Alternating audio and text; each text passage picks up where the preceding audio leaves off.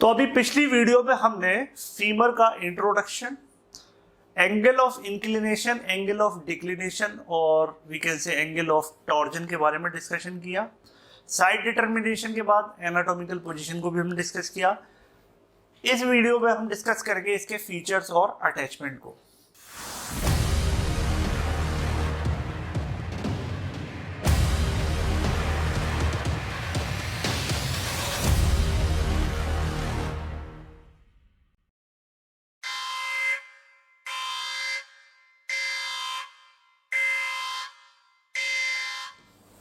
तो features and attachment की बात करें तो सबसे पहले हमें यह देखना होगा कि बोन पे कौन कौन से मेन फीचर्स हैं, कौन कौन सी बोनी स्ट्रक्चर्स हैं और उन पर कौन कौन से अटैचमेंट हैं।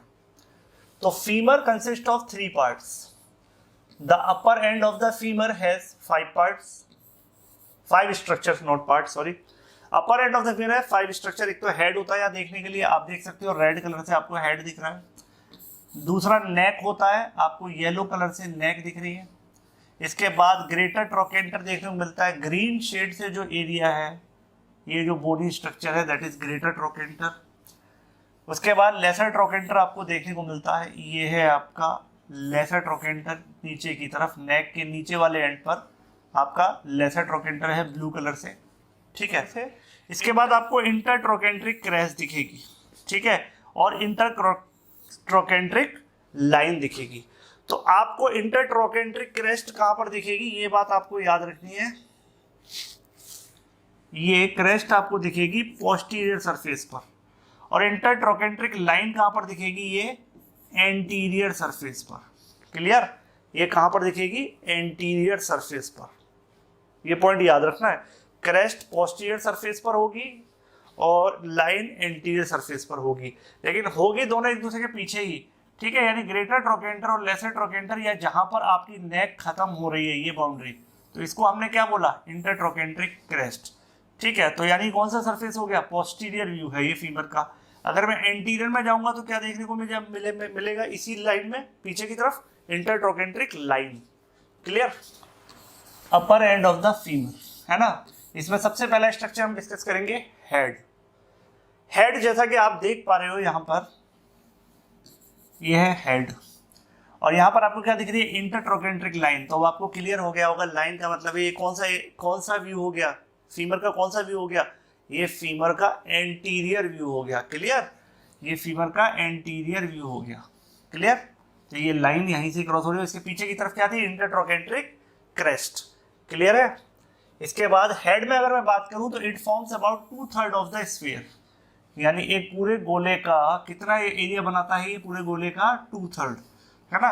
It articulate with the acetabulum of hip bone to form the hip joint. अब यहाँ पर हिप बोन होती है हमारी, जिसको इनोमिनेट बोन बोलते हैं, तो ठीक है। तो हिप बोन के किसके साथ ये अटैच होता है, एसिटाबुलम के साथ ये अटैच होता है। It presents a small pit, the fovea, ठीक है। तो ये यहाँ पर एक गड्ढा सा होता है इसमें, जिसको बोलते हैं पिट, डिप्रेशन, इसमें होता है phobia. Just below and behind the centre, यानी जो इसका सेंटर है, सेंटर कहीं यहाँ होगा ऊपर, इसके बिलो एंड बिहाइंड, पीछे की तरफ इसमें एक लिगामेंट होता है, उसके बारे में भी डिस्कस करेंगे जॉइंट में, जब हिप जॉइंट पढ़ेंगे। तो बस यहाँ पर याद रखिए, इसको बोलते हैं फोबिया, इस डिप्रेशन को। Which provides attachment to the ligament of head of femur, that is called ligamentum teres femoris. यहाँ पर फीमर का एक लिगामेंट अटैच होता है, कौन सा, लिगामेंटम टेरिस फीमोरिस। इसके बाद बात करते हैं नेक की। नेक कौन सा रीजन है, ये क्या है, इंटर ट्रोकेंट्रिक लाइन है। मैं कलर भर देता हूं इसमें, ये ग्रीन कलर से जितना दिखा रहा हूं ये नेक है। क्लियर? ये ग्रीन शेड से, दैट इज नेक। इसके यहाँ पर आप हेड में देख सकते हो पिट या फोबिया, है ना। हेड दिखी, ये हमने डिस्कस कर लिया। नेक, नेक कहाँ तक है, इंटर ट्रोकेंट्रिक लाइन तक है, ठीक है। जिसका इंटर ट्रोकेंट्रिक लाइन का लोअर एंड किसके साथ मर्ज हो जाता है, लेसर ट्रोकेंटर के साथ, और इस लाइन का अपर एंड किसके साथ, ग्रेटर ट्रोकेंटर के साथ, है ना। ये पॉइंट याद रखिए। तो it is 5 centimetre long and connect the head with the shaft. Approximately 5 centimetre long होती है, और किसको किससे कनेक्ट करती है, हेड को शेफ्ट से। It is directed upward, medially and slightly forward. Upward medial direction की तरफ जाएगी, है ना, बॉडी में इसकी पोजीशन क्या रहेगी, मीडियली, और स्लाइटली फॉरवर्ड और थोड़ा आगे की तरफ, है ना, तो मतलब जैसे ऊपर जा रही है लेकिन थोड़ा सा आगे, ये फॉरवर्ड डायरेक्शन हो गई ना, अपनी मेन एक्सिस से थोड़ा सा आगे। The angle between this its lower border and the medial border of shaft is called neck shaft angle. ठीक है, angle between the lower border, its lower border मतलब नेक का lower border and medial border of shaft, इसमें ये जो lower border है इसमें और इसमें जो एंगल बनता है उसको नेक शेफ्ट एंगल बोलते हैं। ठीक, इस तरीके से देख लो, ये इसका लोअर बॉर्डर है, ठीक है, ये हो गया लोअर बॉर्डर ऑफ नेक, और ये medial border of shaft, shaft का लेटरल बॉर्डर ये है और मीडियल बॉर्डर ये है। ठीक है, तो इन दोनों के बीच में जो एंगल बनेगा that is neck shaft angle. The neck connect the head to the shaft about 5 centimetre away from the hip joint. तो हिप जॉइंट क्योंकि इसकी लंबाई इतनी टोटल 5 सेंटीमीटर ही है, तो हिप जॉइंट से करीब 5 सेंटीमीटर दूर ये इसको कनेक्ट करता है। This enables the lower limb to swing clear of the pelvis. इसकी वजह से हमारे चलते समय पैर एक दूसरे से टकराते नहीं है, दूर दूर रहते हैं, स्विंगिंग मूवमेंट होता है, फ्री फ्लोइंग स्विंगिंग मूवमेंट। क्यों? क्योंकि इसका जो एंगल है ये पैर को एकदम पेल्विस के साथ, हिप बोन के साथ अटैच करके नहीं रखता है, इससे थोड़ा सा दूर रखता है ऐसे, तो ये क्लियर स्विंगिंग होती है इस जॉइंट पर। ठीक, thus the neck of femur is akin to the clavicle in the upper limb. इसीलिए नेक ऑफ फीमर, जिस तरीके से अपर एंड में सबसे ज्यादा कॉमन फ्रैक्चर कौन सा था, क्लेविकल का फ्रैक्चर सबसे ज्यादा होता था। क्यों? क्योंकि क्लेविकल ही तो इस फोर्स को ट्रांसफर करता था। क्लेविकल कैसे काम करता था? स्ट्रूथ, मैंने एक वर्ड यूज किया था स्ट्रूथ। तो स्ट्रूथ क्या था? ये इसको जैसे मैंने हाथ उठाया, ये आगे ले जा रहा हूँ, तो इस फोर्स को स्विंग कराने के लिए, इस हाथ को स्विंग कराने के लिए वो अपने फोर्स से तो मसल इसको अंदर को खींचेंगी ना भाई, डेल्टॉइड मसल है, जितनी मसल इससे अटैच है ये इसको अंदर को खींचे हुए हैं, लेकिन अगर ये फोर्सफुली मसल इसको खींचती रहेंगी तो हाथ क्लियरली नहीं घूम पाएगा ना, तो इसको दूर रखने का काम कौन करता है? स्कैपुला को, क्लेविकल। तो उसी तरीके से दूर रखने का काम कौन करता है? इसको, पूरी शेफ्ट को मेन आपकी सेंट्रल बॉडी से कौन रखता है? फीमर। इसीलिए एक इन मतलब इसके जैसा, ठीक है, इक्विवेलेंट। तो जो अपर लिम्ब में क्लेविकल की पोजीशन है वो यहाँ पर नेक ऑफ द फीमर की पोजीशन है। Clear? The neck present two borders, upper and lower, and two surfaces, anterior and posterior. अगर आप नेक को ध्यान से देखें तो इसमें आपको दो बॉर्डर दिखेंगे, अपर एंड लोअर, और दो सरफेस दिखेंगे, एंटीरियर और पोस्टीरियर। देख लेते हैं कैसे कैसे होंगे। Upper border, lower border,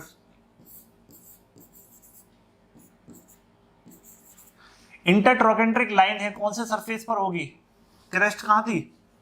intertrochanteric line anterior surface पर होगी, है ना। कहाँ पर होगी? एंटीरियर सरफेस पर। तो ये कौन सा? एंटीरियर हो गया। उसके पीछे वाला कौन सा हो गया? पोस्टीरियर, क्योंकि वहां पर क्या होगी? Intertrochanteric crest. ऐसे याद रख सकते हो आप। अपर बॉर्डर डिस्कस करें तो it is concave and horizontal. साफ साफ दिख रहा है, कॉनकेव है और हॉरिजॉन्टल है। It meets the shaft near the greater trochanter, और यहाँ पर कौन सा स्ट्रक्चर है? ये ग्रेटर ट्रोकेंटर। लोअर बॉर्डर की मैं बात करूं तो it is straight and oblique. Straight आ रहा है ना, स्ट्रेट आ रहा है, ऑब्लिक आ रहा है, किससे जाके मर्ज हो रहा है? लेसर ट्रोकेंटर से। It meets the shaft near the lesser trochanter. तो इसमें तो कुछ याद करने के लिए कोई रॉकेट साइंस है नहीं, बिल्कुल क्लियर साफ समझ में आता जा रहा है। इसके बाद बात करते हैं सरफेस की। अब बात करते हैं एंटीरियर सरफेस की। तो एंटीरियर सरफेस की मैं अगर बात करूं तो it is flat and bears number of oblique bony ridges, है ना। It meets the shaft at intertrochanteric line. कहां पर? सरफेस शेफ्ट के साथ कहां मिल रहा है? इंटरट्रोकेंट्रिक लाइन पर, क्योंकि it is completely intra capsular. तो हिप जॉइंट का जो कैप्सूल होगा, तो ये जो एंटीरियर सरफेस है ये कंप्लीटली कवर होगा हिप जॉइंट के कैप्सूल के अंदर। क्लियर? इंटरट्रोकेंट्रिक लाइन के बारे में थोड़ा डिस्कस करते हैं। It continues downward and medially below the lesser trochanter on the posterior aspect of femur as spiral line। तो ये जो इंटरट्रोकेंट्रिक लाइन है ये आगे जाके क्या बन जाती है? स्पाइरल लाइन, पोस्टीरियर सरफेस की तरफ, है ना। यहाँ से नीचे की तरफ आएगी और पीछे की तरफ चली जाएगी और पीछे की तरफ जाके एक लाइन बन जाएगी, that is spiral line. I think पहले वाले डायग्राम में था स्पाइरल लाइन, ये आ रही है ना। आगे की तरफ से ये लाइन, ये ब्लू कलर मैं इसको करता हूँ दूसरे कलर से, ये अगर एंटीरियर सरफेस था तो यहां से आगे से किधर आई, पीछे की तरफ, ठीक है। ये आ गई आपकी स्पाइरल लाइन, कहां से आई है, आगे से पीछे की तरफ, वही वो बताना चाह रहा है। अगर आप डायग्राम में नोटिस करो, it continues downward and medially below the lesser trochanter on the posterior aspect of the femur as spiral line. तो ये इंटर ट्रोकेंटर लाइन पीछे की तरफ जाकर क्या बन जाती है, spiral line. It provides attachment to two ligaments and two muscles. In ligament और मसल्स के आपको नाम याद होने चाहिए। दो लिगामेंट और दो मसल को अटैचमेंट प्रोवाइड करते हैं। पहला लिगामेंट कौन सा है, कैप्सूल ऑफ हिप जॉइंट। दूसरा कौन सा है, इलियोफीमोरल लिगामेंट, है ना, strongest ligament of the body. Iliofemoral, तो जो बोन है हमारी हिप बोन, वो तीन कॉम्प्लेक्स से बनकर बनती है, इलियम, इस्चियम एंड प्यूबिस। तो इलियम से लेके फीमोर तक एक लिगामेंट है जो फीमर को कनेक्ट करके रखता है, वो लिगामेंट का नाम है इलियोफीमोरल लिगामेंट। तो यहाँ पर दो लिगामेंट जुड़ते हैं इस लाइन पर, और दो मसल्स यहाँ पर जुड़ती हैं, vastus lateralis to upper end and vastus medialis to lower end. Vastus lateralis, vastus medialis से किसके पार्ट थे, क्वाड्रिसेप्स फीमोरिस, समझ में, जो मसल है एंटीरियर थाई की, उसके पार्ट है ये vastus lateralis and vastus medialis, ठीक। इसके बाद बात करते हैं पोस्टीरियर सरफेस की। It is convex from above to downward and concave from side to side. Posterior surface की बात करें तो ये कॉन्वेक्स होता है, अबव नीचे से ऊपर की तरफ आते आते, and concave from side to side, ठीक है। यहाँ पर देखो ये कॉनकेविटी दिख रही है आपको, साइड टू साइड कॉनकेव, ठीक। It meet the shaft at intertrochanteric crest. ये कौन सी जगह पर मिलता है, इंटरट्रोकेंट्रिक क्रेस्ट। तो क्रेस्ट वर्ड आएगा यानी पोस्टीरियर सरफेस, लाइन आएगा मतलब anterior surface, clear. Its medial half is intracapsular. इसका जो मीडियल साइड है, मतलब ये कंप्लीटली उसमें नहीं होता, क्रेस्ट जो है इसका मीडियल हाफ, इतना पोर्शन क्या है, ये इंट्राकैप्सुलर रहेगा, ठीक है। It present a faint groove which lodges the tendon of obturator externus. इस मसल का टेंडन इस ग्रूव पर होता है, ठीक है। इसके पास एक फेंटेड ग्रूव है, ठीक है। ये डैश डैश सा दिख रहा है ना, ये डैश डैश लाइन, तो that is faint groove that lodges the tendon of obturator externus muscle, है ना। तो ये जो शेडेड एरिया दिख रहा है यहाँ पर। इसके बाद बात करते हैं इंटरट्रोकेंट्रिक क्रेस्ट की। It extend from posterior superior angle of greater trochanter, ऊपर है ना, ये ग्रेटर ट्रोकेंटर है, इससे नीचे आते हुए to the tip of lesser trochanter. कहां तक आ रहा है, लेसर ट्रोकेंटर तक। It present a rounded tubercle near the middle called quadrate tubercle.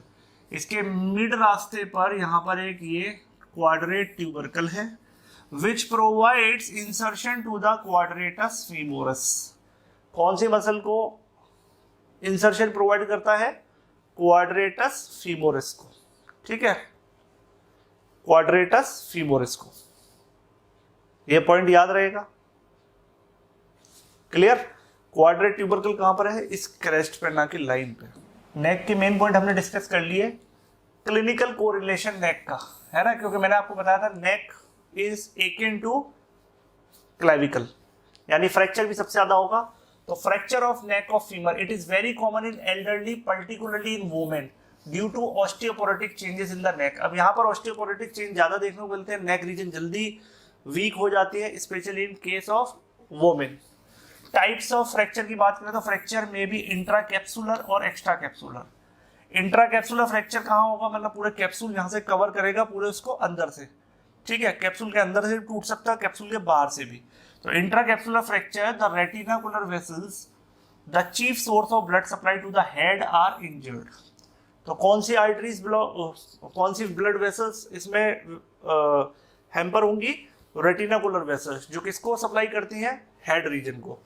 This leads to delayed healing or non-union of the fracture or even avascular necrosis of head of femur। तो blood क्या हो सकता है इस case में, अब ये जगह ऐसी है यहाँ पर रिच ब्लड सप्लाई होती है ना। अब अगर वो ब्लड सप्लाई कट हो जाए तो वो जो हेड है फीमर का, एक तो वो जॉइंट आसानी से जुड़ेगा नहीं, पहली बात नॉन यूनियन, एक हीलिंग उसकी डिले हो, और कई केसेस में ऐसा हो जाता है कि एवेस्कुलर नेक्रोसिस, मतलब ब्लड सप्लाई पूरी तरीके से डैमेज होने की वजह से, ब्लड सप्लाई डैमेज होने की वजह से नेक्रोसिस हो जाता है, मतलब localised death of the tissue of head of femur. तो ये इस तरीके के कॉम्प्लिकेशन इसमें देखने को मिलते हैं। In this fracture the affected limb is shortened and characteristically held in laterally rotated position with toes pointing laterally। और इस केस में क्या होगा, जो पैर है दूसरी जिस साइड का फ्रैक्चर हुआ है वो थोड़ा शॉर्ट हो जाएगा, ठीक है, फ्रैक्चर की वजह से शॉर्टनिंग हो जाएगी। और इसको आप पहचानोगे कैसे कि जो आपका थाई रीजन है वो कैसा हो जाएगा, लेटरली रोटेट, मीडियली रोटेट नहीं, मीडियली तो अंदर की तरफ हो जाएगा, लेटरली रोटेट हो जाएगा with toes pointing laterally. Generally toes कहाँ पर होता है, पैर का अंगूठे किधर होते हैं, सेंटर में, और ये इस तरीके से हो जाएंगे, लेटरली रोटेट हो जाएंगे, ठीक है। पेशेंट में आप इस तरीके से पहचानोगे। तो नेक्स्ट वीडियो में हम डिस्कस करेंगे ग्रेटर ट्रोकेंटर।